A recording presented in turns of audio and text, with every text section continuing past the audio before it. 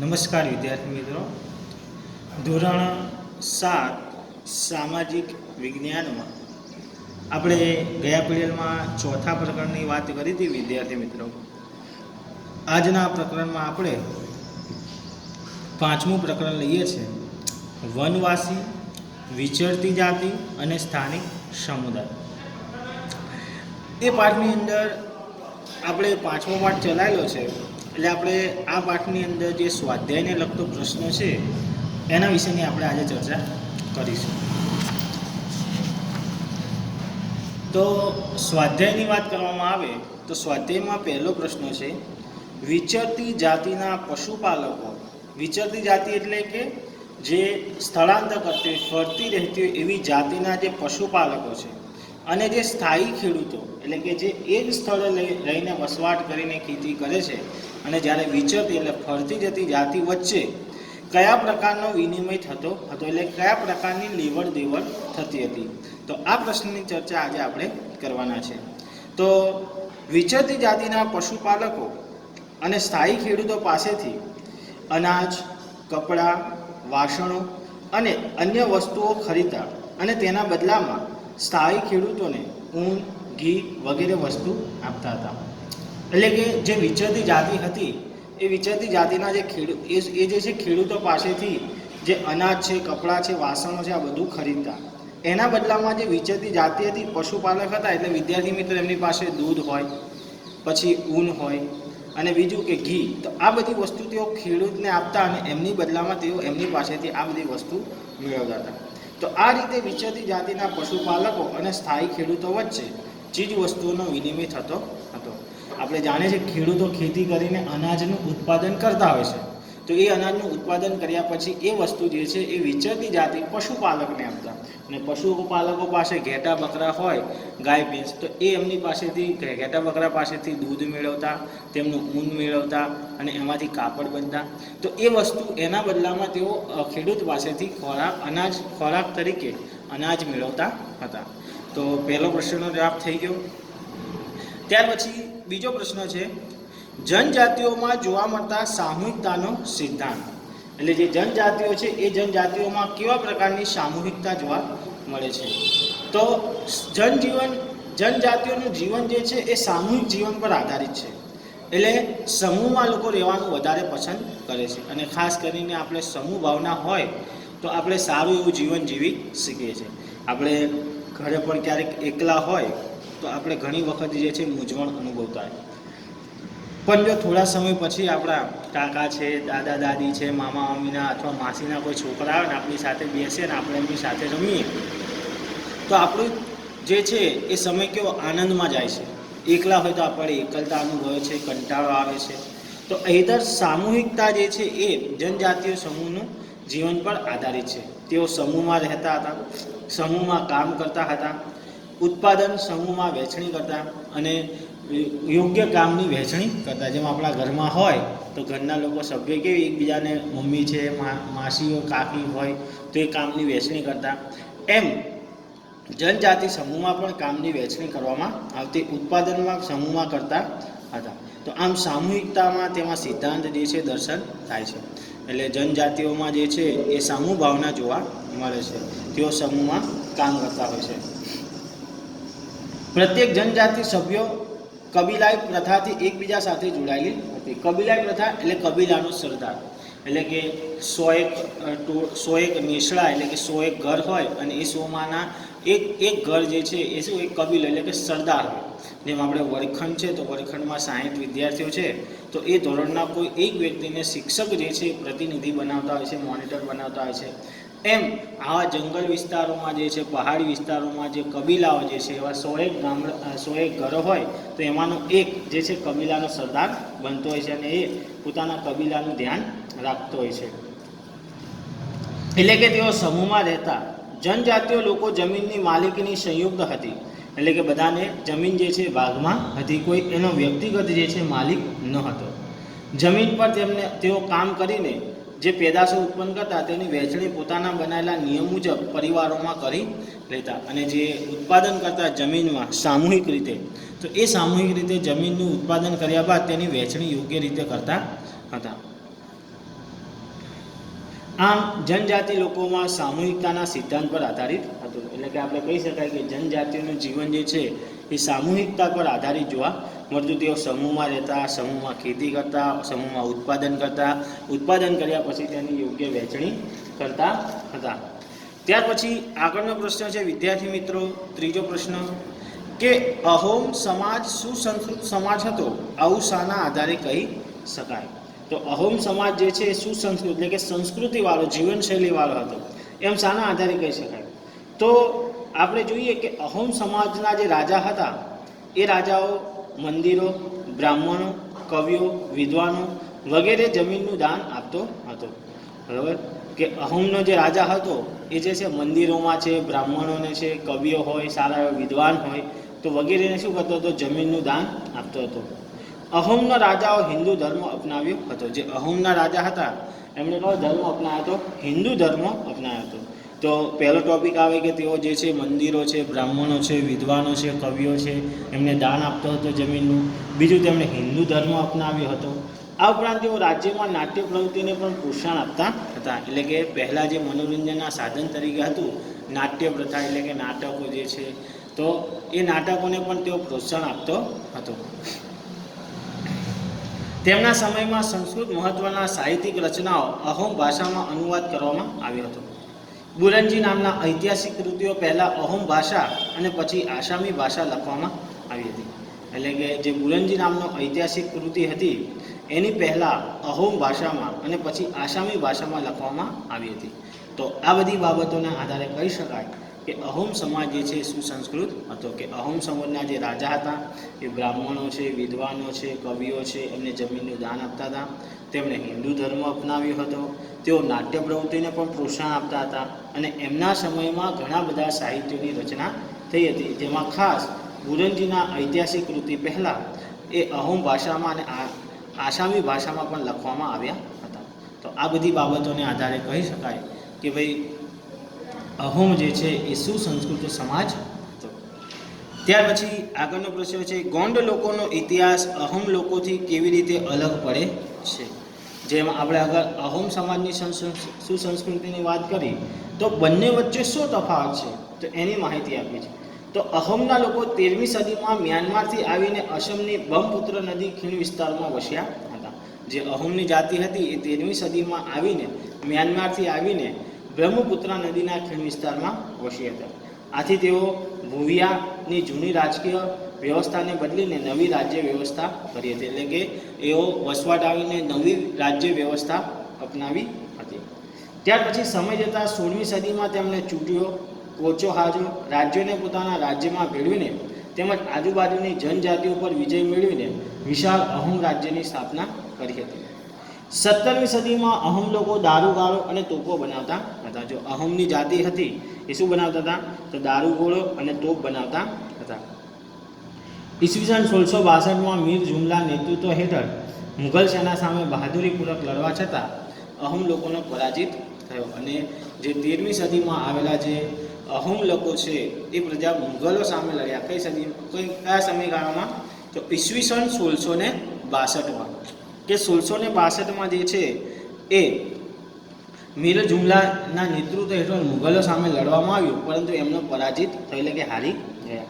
આમ છતાં અહોમની પ્રજા રાજ્ય વિસ્તાર પર મુઘલોનું પ્રત્યક્ષ પ્રભુત્વ લાંબા સમય સુધી ટકી શક્યું નહીં. ત્યાર પછી ગોંડ રાજ્યોની વાત કરવામાં આવે તો ગોંડ લોકો ભારતમાં ગોંડવાના નામના વિશાળ વન પ્રદેશમાં રહેતા હતા. જે ગોંડવાનો વિશાળ રણ પ્રદેશ છે ત્યાં તેઓ વસવાટ કરતા હતા. તેઓ ભારતની પ્રાચીન જનજાતિઓ પૈકી એક છે. એટલે કે તે પ્રાચીન જનજાતિ હતી કે જે અહોમની પ્રજા જે આવીને અલગ પદ્ધતિ કરી, પણ તેઓ જ્યારે ગોંડ લોકો જે છે એણે અલગ પદ્ધતિ અપનાવી નહીં. તેઓ સ્થળાંતર ખેતી એટલે કે ઝૂમ ખેતી કરતા હતા. આ એક વાક્યનો પ્રશ્ન પૂછાય કે ગોંડ લોકો કઈ ખેતી કરતા હતા? ગોંડ લોકો જે છે સ્થળાંતર ખેતી કરતા હતા. તેઓ નાના કુળમાં વહેંચાયેલા હતા. વિશાળ ગોંડ જાતિ દરેક કુળનો એક રાજા હતો અને જે દરેક કુળ જે છે ગોંડની અંદર એનો એક રાજા હતો. ગઢકંડકના કોણ રાજ્યમાં 70,000 જેટલા ગામડાઓ હતા. ગઢકંડકના પતન બાદ નિર્બળ બનેલા ગોંડ રાજ્ય શક્તિશાળી બુંદેલ અને મરાઠાઓના આક્રમણ સામે ટકી શક્યા નહીં. અને જે બુંદેલ અને મરાઠાઓ રાજા હતા એમની સામે ટકી શક્યા નહીં. અહોમની જાતિ જે છે એમને મુઘલોએ હરાવી દીધી, જ્યારે ગોંડ જાતિને જે છે એ બુંદેલો અને મરાઠાઓ હરાવી દીધા. તો આમ ગોંડ લોકોનો ઇતિહાસ એ અહોમના લોકોથી કેવો છે, એકદમ અલગ છે એમ કહી શકાય. તો વિદ્યાર્થી મિત્રો, અહીંથી આપણે 1 થી 4 પ્રશ્નો જોયા. ત્યાર પછી હવે 5મો પ્રશ્ન જોઈએ કે વણજારા અર્થતંત્ર માટે કેવી રીતે મહત્વપૂર્ણ હતા. જે વણજારા હતા, આપણે ભારતમાં આવેલી જે વિચરતી જાતિ એટલે ભટકતું જીવન જીવતી જે જાતિ કહેવાય એ કહી શકાય કે વિચરતી જાતિ હતી. તો એ વિચરતી જાતિ જે છે એમાં વણજારાઓની વાત કરવામાં આવી છે કે વણજારાઓ જે છે એ કઈ રીતે અર્થતંત્ર માટે મહત્વપૂર્ણ ગણાવી શકાય. તો એના જવાબની ચર્ચા કરીએ છીએ વિદ્યાર્થી મિત્રો કે વણજારા ભારતની વિચરતી જાતિઓમાં સૌથી અગત્યની જાતિ હતી. દિલ્હી સલ્તનતમાં સુલતાન અલાઉદ્દીન ખિલજી દિલ્હીના બજારો સુધી અનાજ અને અન્ય ચીજ વસ્તુઓ લાવવા માટે વણજારાનો ઉપયોગ કરતા હતા. જે વણજારો જાતિ હતી તો મુઘલ કાળ દરમિયાન અલાઉદ્દીન ખિલજી એ દિલ્હીના બજારો સુધી અનાજ અને અન્ય ચીજ વસ્તુ લાવવા માટે વણજારાનો ઉપયોગ કરતા. જેમ આપણે બજારની અંદર કોઈ વસ્તુ ખરીદીએ વિદ્યાર્થી મિત્રો, તો એ વસ્તુને ઘર સુધી લાવવા માટે કોઈ રિક્ષાવાળો છે અથવા તો લારીવાળો છે તો એનો આપણે ઉપયોગ કરતા હોઈએ છીએ. એવા કોઈ વ્યક્તિને આપણે કહીએ છીએ કે જેથી કરીને શું કરે તો કે એ પોતાનો આપણો સામાન જે છે આપણા ઘર સુધી પહોંચાડી શકે અને આપણે એને જરૂરી મજૂરી આપતા હોય છે. એમ દિલ્હીના સલ્તનતકાળ દરમિયાન દિલ્હીમાં અલાઉદ્દીન ખિલજી પણ આવી બધી જે ચીજ વસ્તુઓ જે છે દિલ્હી સુધી પહોંચાડવા માટે વણજારા જાતિનો ઉપયોગ કરતો હતો. ત્યાર પછી મુઘલ બાદશાહ જહાંગીરના સમયમાં વણજારાઓ બળદ પર અનાજ લાદીને શહેરોમાં વેચવા જતા હતા. અલાઉદ્દીન ખિલજીના સમયમાં ચીજ વસ્તુઓ લાવવાનું કામ કરતા હતા, પણ ત્યાર પછી જે છે એ મુઘલ કાળ દરમિયાન પણ વણજારાઓ જે છે એ જહાંગીરના સમયમાં બધી ચીજ વસ્તુઓ બળદ પર લાદીને વેચવા માટે જતા હતા. યુદ્ધ દરમિયાન વણજારાઓ બળદ પર પીઠો દ્વારા મુઘલ સૈન્ય માટે અનાજ અને અન્ય માલ સામાનો લાવતા હતા. યુદ્ધ સમયે પણ જ્યારે સૈનિકોને જરૂરી એવું અનાજ ખોરાક પૂરું પાડવા માટે એ સમયે વણજારાઓ બળદ ઉપર આવો માલ સામાન લાદીને પણ એમને પૂરું પાડતા હતા.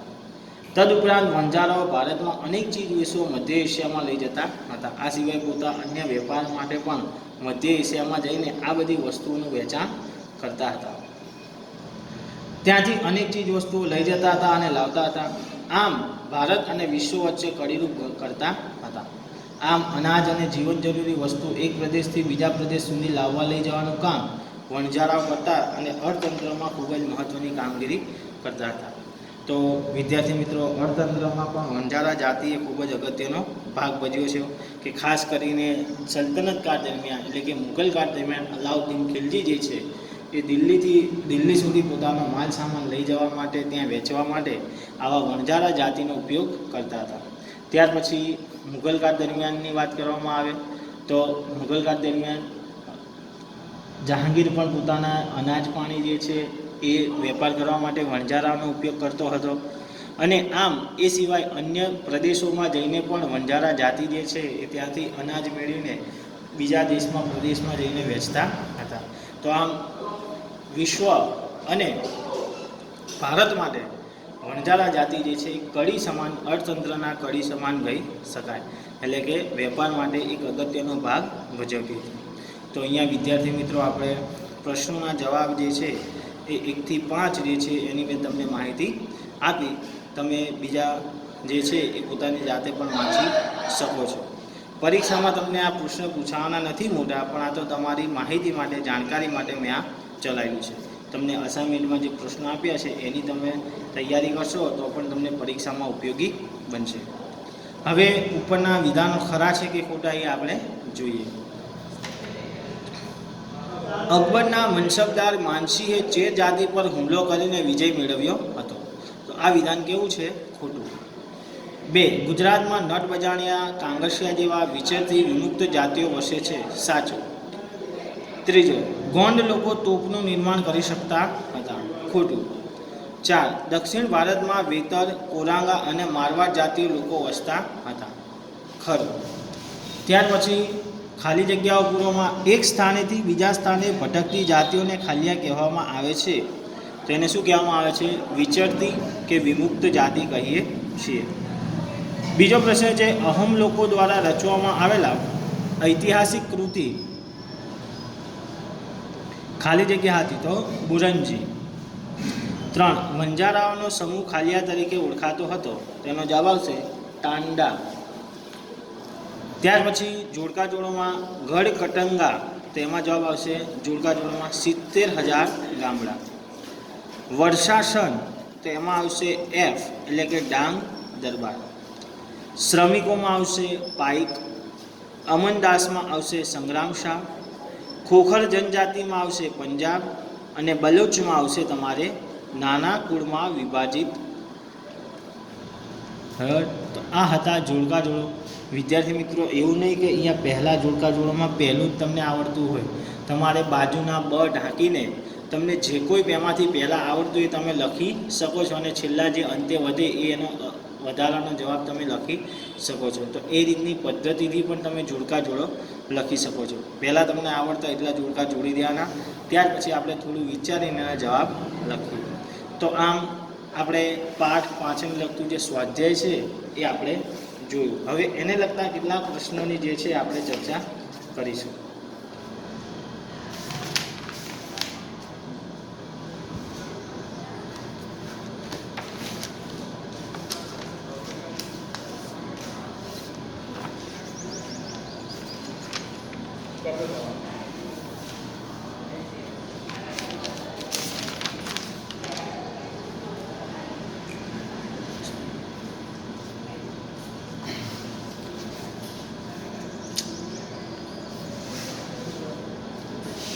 વિદ્યાર્થી મિત્રો, આપણે પાઠ 5માં અસાઇનમેન્ટની અંદર જે કોઈ તમને મને લાગ્યું એ પ્રમાણે મેં આમાંથી અસાઇનમેન્ટની અંદર વિકલ્પો, ખાલી જગ્યા, ખરા ખોટા, જોડકા જોડો અને પ્રશ્નોના જવાબ એ મેં ટીક કરેલા છે અને આમાં લખેલા છે. આ કોઈ અલગથી બનાવેલું નથી. તમારા અસાઇનમેન્ટમાં 5મા ચેપ્ટરને લગતા જે કોઈ વિકલ્પો છે, ખાલી જગ્યા છે, એ મેં આ ચોપડામાં લખેલી છે. એટલે તમારા રિવિઝન માટે જોડે જોડે અસાઇનમેન્ટ પણ આપણે કરીશું કે જેથી કરીને તમને પરીક્ષામાં તૈયારી કરવામાં કોઈ મુશ્કેલી પડે નહીં. અહીંયા પહેલો પ્રશ્ન છે વિદ્યાર્થી મિત્રો, પ્રશ્ન 1 સાચો વિકલ્પ પસંદ કરીને લખો. તમારે જૂના અસાઇનમેન્ટમાં 8મા પ્રશ્ન જે છે એ 5મા પ્રકરણથી ચાલુ થાય છે. એમાં પહેલું છે, પશ્ચિમ હિમાલયમાં કઈ જનજાતિ વસતી હતી? તો અહીંયા તમને ઓપ્શન આપેલા છે, એ ચેર, બી ગડ્ડી ગડરિયો અને સી મુંડા. તો એનો જવાબ તમારે આવશે બી ગડ્ડી ગડરિયો. એટલે અહીંયા તમારે બી જવાબ આવશે. પહેલાંનો જવાબ બી. બીજું છે એટલે કે 9મું, વણજારાઓના સમૂહ કયા નામે ઓળખાતા હતા? તો અહીંયા ઓપ્શન છે, એ મુંડા, બી તાંડા અને સી ચેર. તો એમાં તમારે પહેલો જવાબ આવશે એ મુંડા.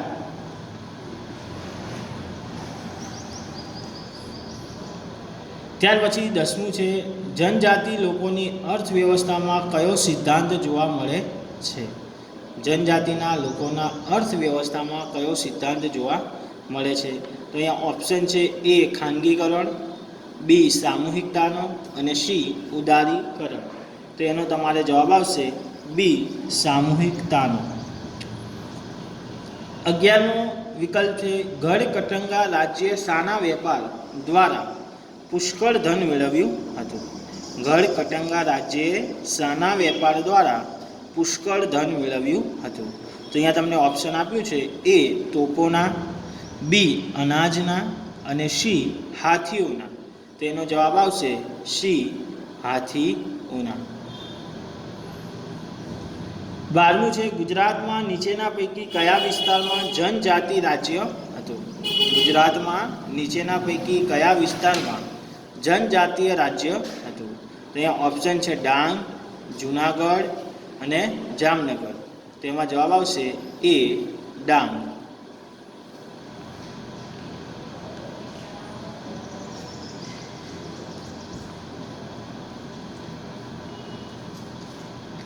ત્યાર પછી આગળનો છે કયા રાજ્ય બળજબરીપૂર્વક શ્રમ પર આધારિત હતું? કયું રાજ્ય બળજબરીપૂર્વક શ્રમ પર આધારિત હતું? તો એ ગઢિયા, બી ગોંડ અને સી છે અહોમ. તેનો જવાબ આવશે સી અહોમ. 14મો વિકલ્પ છે ઈસવીસન 1565માં કોના નેતૃત્વ હેઠળ મુઘલ સેનાએ દુર્ગાવતીને પરાજિત કરી હતી? તેમાં આવશે ઓપ્શનમાં એ આસિફ ખાન, બી મુસુફ ખાન, સી જલાલ ખાન. તેમાં જવાબ આવશે એ આસિફ ખાન. તો અહીંયા વિદ્યાર્થી મિત્રો આપણે વિકલ્પો જે છે એ વિકલ્પો જોયા. હવે ત્યાર પછી આવશે પ્રશ્ન 2, નીચેની ખાલી જગ્યાઓ પૂરો. તો નીચેની ખાલી જગ્યાઓમાં પહેલું છે તમારે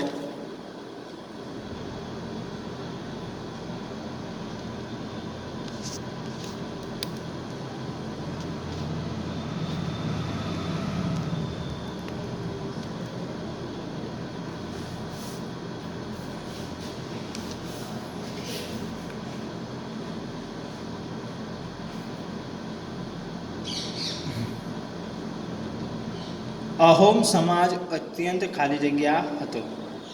આપણે જ્યારે પ્રશ્નમાં ચર્ચા કરી ત્યારે જોયું કેવો હતો? સુસંસ્કૃત. અહોમનો સમાજ કેવો હતો? સુસંસ્કૃત હતો. બીજું, રાજ્ય માટે બળજબરીથી કામ કરતા લોકો ખાલી જગ્યા કહેવાયા. કે રાજ્યમાં બળજબરીપૂર્વક જે કામ કરતા હતા એ લોકો કયા નામે ઓળખાયા? તો આવશે 10મામાં પાઈક.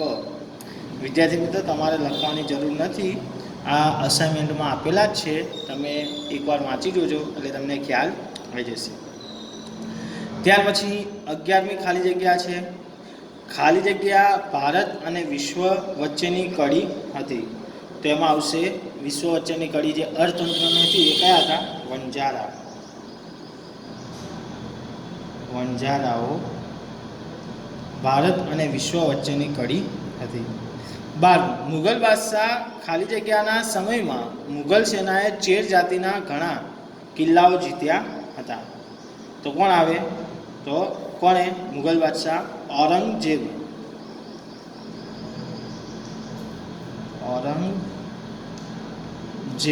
ઔરંગઝેબના સમયમાં મુગલ સેના ચેર જાતિના ઘણા કિલ્લા જીત્યા હતા. 13મું છે ભારતના ખાલિયા ભાગમાં નાગા, કુકી, મિઝો, અહોમ જેવી જનજાતિઓનું પ્રભુત્વ હતું. તો એમાં આવશે ઉત્તર પૂર્વ ભાગમાં. કયા?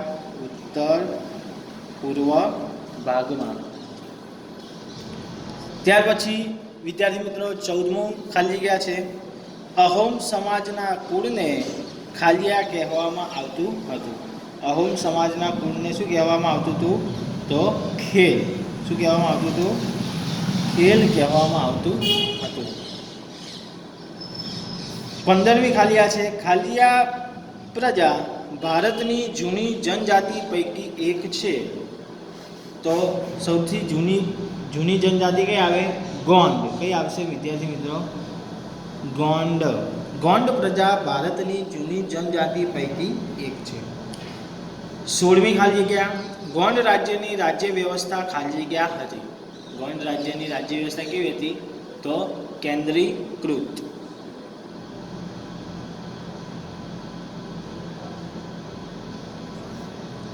ગોંડ રાજ્યની રાજ્ય વ્યવસ્થા કેવી હતી? કેન્દ્રીકૃત. 17મું છે વર્તમાન ઇતિહાસકારો ખાલિયાનો ઇતિહાસ લખવા માટે મૌખિક પરંપરાઓનો ઉપયોગ કરે છે.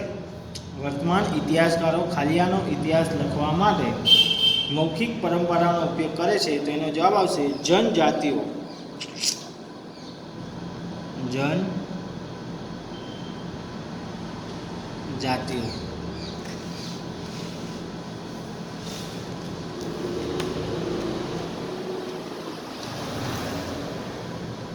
ત્યાર પછી આગળની ખાલી જગ્યા છે જનજાતિઓના સમુદાયના લોકોનું જીવન ખાલીગ્યા સ્વરૂપનું હતું. તેનો જવાબ આવશે સામૂહિક. સામૂહિક. તો અહીંયા વિદ્યાર્થી મિત્રો આપણે ખાલી જગ્યા જોઈ. ત્યાર પછી આવશે ખરા ખોટા.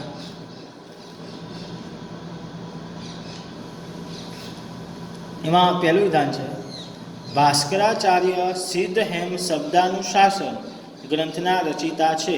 તો આ વિધાન કેવું છે વિદ્યાર્થી મિત્રો? ખોટું.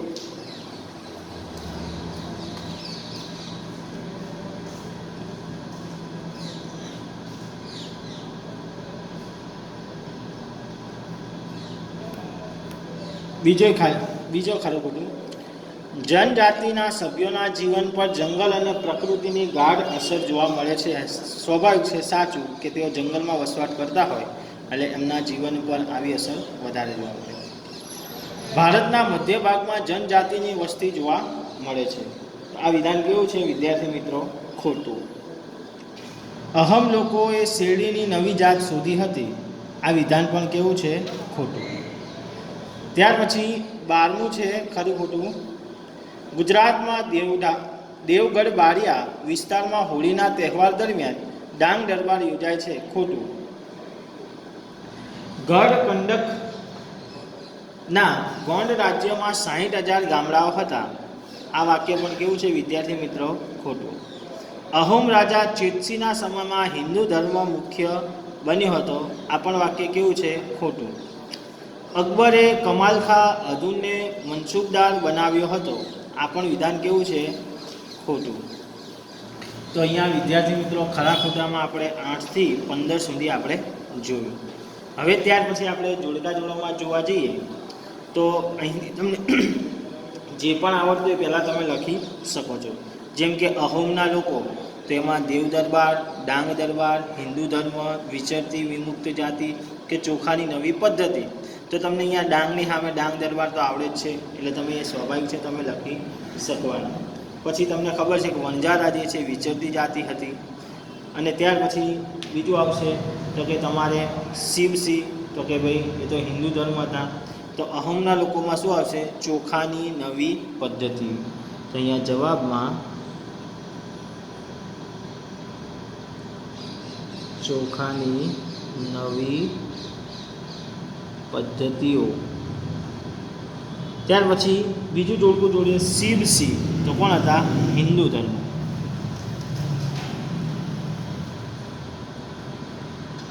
હિન્દુ ધર્મ. પછી ત્રીજું છે વણજારા. તો વણજારાની અંદર આવશે તમારે વિચરતી વિમુક્ત જાતિ. વિચરતી વિમુક્ત જાતિ. અને ડાંગ જે છે એ ડાંગમાં શું આવશે? ડાંગ દરબાર. ડાંગ દરબાર. તો અહીંયા વિદ્યાર્થી મિત્રો આપણે જોડકા જોડો જે છે એ સંપૂર્ણપણે આપણે જોયા. હવે આવશે તમારે 1-2 વાક્યમાં પ્રશ્નોના જવાબ. તો અહીંયા તમારે પહેલો પ્રશ્ન છે વિદ્યાર્થી મિત્રો જવાબ લખવાનો નથી. તમારે અસાઇનમેન્ટની અંદર પણ આ રીતના પ્રશ્નોના જવાબ મેં લખાયેલા છે. જનજાતિ સમુદાય કે વનવાસી સમુદાય કોને કહેવાય?